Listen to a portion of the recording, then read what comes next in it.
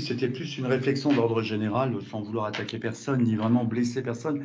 Moi, j'entends beaucoup de propos qui, moi-même, je suis père de famille, j'ai élevé 9 enfants, et donc c'est récent. Je suis, même si j'ai 65 ans, je suis en contact de jeunes de différentes générations.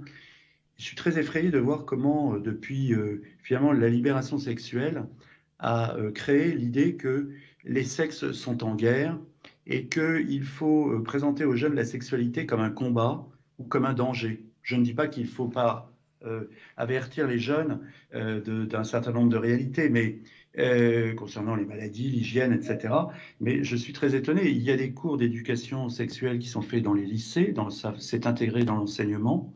Et en quoi le conseil régional doit-il en rajouter?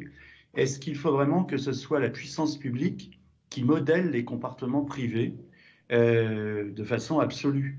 Je suis, moi, assez effrayé. Et je note d'ailleurs, pour reprendre ce que je disais tout à l'heure, que finalement, dans ce modèle-là des relations hommes-femmes, le modèle de la maternité ou de la paternité et du respect donc dû à chacun des deux sexes, l'un par rapport à l'autre, n'est jamais évoqué. Est-ce que on est dans la guerre des sexes systématiquement?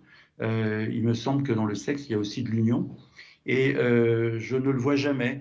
On veut apprendre le respect, mais est-ce qu'on apprend le respect en classe, à l'école? Est-ce que la violence sexuelle qui existe effectivement de certains hommes sur les femmes ne naît pas de l'idée que, à partir de la contraception, tout est possible et que finalement, eh bien, à chacun de se débrouiller et de faire la guerre à l'autre pour se défendre?